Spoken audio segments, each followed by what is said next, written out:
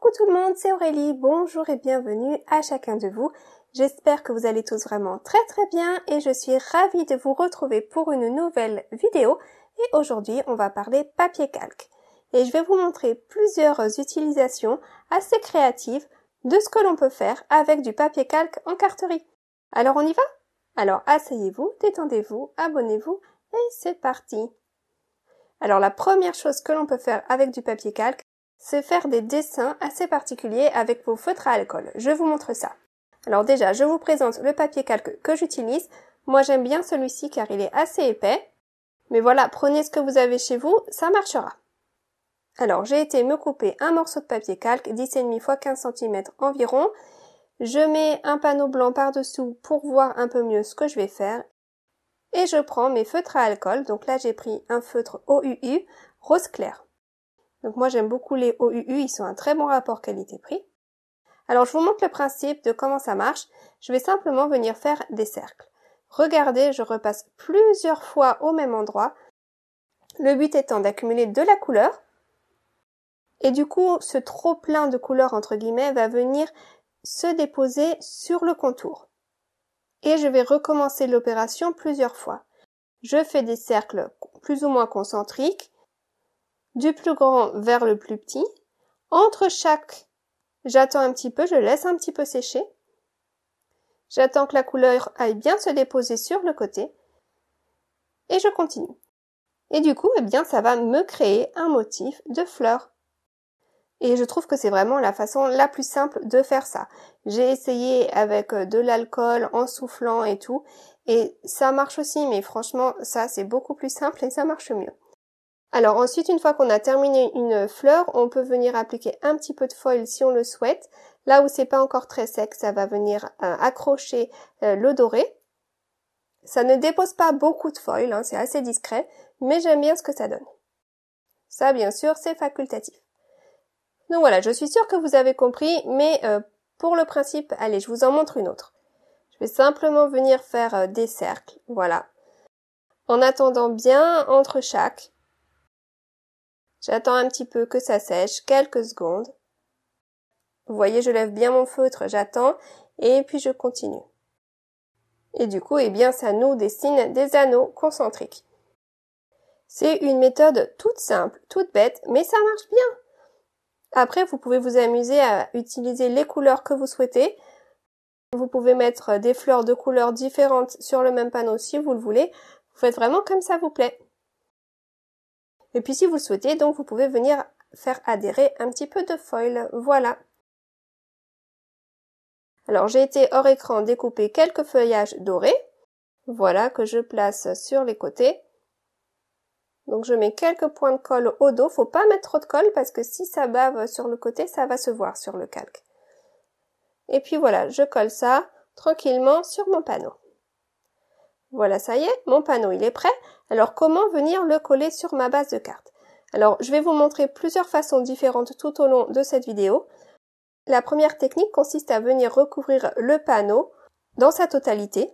Et du coup, comme il y aura de l'adhésif au dos de partout, eh bien on ne verra pas l'adhésif.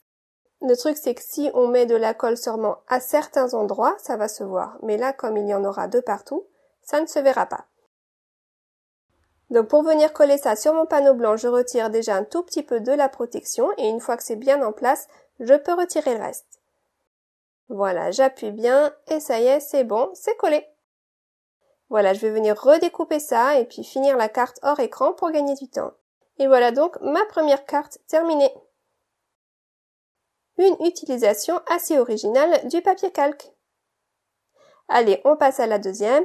Et avec donc le papier calque, on peut également faire des reflets. Je vous montre ça. Alors, je vais utiliser l'encre Memento pour tamponner parce que je n'ai pas mon encre StazOn sous la main. Si vous avez l'encre StazOn, c'est mieux. Elle ne s'effacera pas. L'encre Memento, elle est très bien aussi. Simplement, il faut juste attendre un petit peu qu'elle sèche parce que si vous allez trop vite, ça va baver. Donc, il faut lui donner le temps de sécher. Mais une fois qu'elle est sèche, pas de souci, elle reste en place. Donc je viens tamponner deux petits personnages sur mon calque. Voilà. Et là, eh bien, je vais donc attendre que mon encre soit bien sèche. Je ne vais pas tout de suite passer à ma colorisation. Je veux que ce soit bien sec. Donc une fois que c'est sec, voilà, là je vérifie. Ça y est, c'est bon, vous voyez. Je peux retourner mon panneau et venir faire ma colorisation au dos si je veux. Mais comme je vais retourner mon panneau tout à l'heure pour faire le reflet et que je veux que ma couleur soit au dos pour que ce soit un petit peu atténué, eh bien, je choisis de faire donc ma colorisation sur le devant. J'espère que c'est clair, mais vous allez voir, ça va prendre forme. Et il faut savoir que lorsque l'on colorise donc avec les feutres à alcool sur du papier calque, il faut s'attendre à ce que la couleur apparaisse beaucoup plus claire que sur du papier normal, d'accord? Donc là, au début, j'ai été un peu surprise, donc j'ai pris des feutres plus foncés, et puis j'ai été faire ma colorisation assez simplement. On ne peut pas faire autant de dégradés que sur un papier classique, mais on peut quand même colorier. Et vous voyez, quand je retourne mon papier, là, c'est un tout petit peu atténué dans l'autre sens. Donc là, ensuite, je retourne mon papier et sur l'envers, je décide de venir déposer un petit peu de couleur. J'ai décidé de le faire sur l'envers pour être sûr que ça ne bave pas. Et voilà donc ce que ça donne. J'ai mis donc un petit peu de bleu. C'est discret, mais ça rajoute un petit quelque chose. Ensuite, je vais donc retourner mon papier. Et hors écran, j'ai été me préparer les deux mêmes personnages dans du papier normal. Et vous voyez que si je les positionne par-dessus, ça fait donc le reflet. Alors après, mon reflet, il est quand même assez intense. Mais si je mets une deuxième couche de papier calque, eh bien ça atténue le tout. Et là, pour le coup, eh bien mon reflet, il donne encore plus une impression de reflet, je trouve. Après, c'est chacun qui fait selon ses goûts. Si vous voulez que le reflet soit plus intense, une couche de papier calque suffit. Si vous le voulez plus discret, eh bien vous pouvez mettre 2 couches. Voilà, et j'ai été donc finir cette carte hors écran. Je me suis inspirée d'une carte que j'avais vue sur Instagram pour le design. Et donc pour adhérer mon papier calque, j'ai été mettre 2 bandes de scotch double face au-dessus et en dessous du panneau et du coup la colle elle est cachée derrière donc mon panneau blanc. Voilà donc une deuxième utilisation originale du papier calque. Alors une autre chose que l'on peut faire avec ce papier, c'est aussi l'utiliser en conjonction avec un classeur d'embossage. Je vous montre ça, c'est tout simple. Vous prenez votre papier, vous prenez le classeur de gaufrage de votre choix. Moi, j'aime bien ceux qui sont en 3D, donc j'ai pris celui-ci. Et vous passez ça dans votre machine de coupe, tout simplement. Faites attention à ce que ce ne soit pas trop serré avec votre sandwich, sinon le papier va craquer. Mais si vous avez le bon sandwich, eh bien voilà, ça fonctionne sans souci. Et regardez ce que ça donne, c'est vraiment très sympa. On a un relief, on a des endroits un petit peu blancs également. Ensuite, pour venir coller ce papier sur ma base de carte, eh bien c'est facile puisqu'il y a tous ces petits endroits blancs, donc je peux venir cacher la colle au dos de ceci. Donc voilà, hop là, je mets ça sur un panneau bleu et la colle ne se voit pas du tout. Et voilà, une fois qu'on a un joli fond, c'est très facile de venir finir la carte rapidement. Je vais simplement venir coller une belle branche, un petit mot et voilà, le tour est joué. Une carte vite fait, bien fait et que je trouve très sympathique. Donc vous voyez, on peut en faire des choses avec le papier calque. Et j'ai pas fini encore, vous allez voir. Quelque chose que l'on oublie peut-être parfois, c'est que l'on peut également faire de l'embossage à chaud sur le papier calque. Il résiste très bien à la chaleur. Donc là, j'ai décidé de prendre un pochoir et de simplement venir mettre de la Versamark au travers. Donc la Versamark, c'est de l'encre pour embossage à chaud, de l'encre qui va être collante. J'enlève mon pochoir et j'ai choisi de mettre de la poudre à embosser blanche. Et vous voyez, ça se dépose bien en place, pas de souci, ça ne va pas se coller de partout.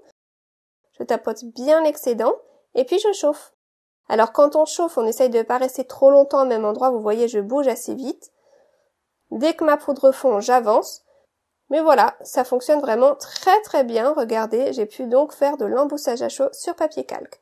Et donc on peut faire de très très jolies choses avec ça.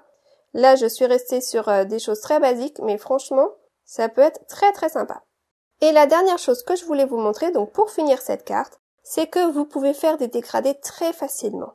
Tous ceux qui ont du mal avec les dégradés et qui disent que c'est compliqué pour eux, eh bien essayez sur papier calque, c'est magique. Alors là, j'avoue, j'ai pas pris les bonnes encres, j'ai pris les encres de chez Altenio et elles ont mis un temps dingue à sécher, mais je pense que si vous prenez les encres Distress, ça marchera beaucoup mieux. Il suffit de venir déposer de la couleur très grossièrement avec l'encreur directement sur le papier. Vous prenez un petit essuie-tout et vous venez faire votre dégradé, tout simplement.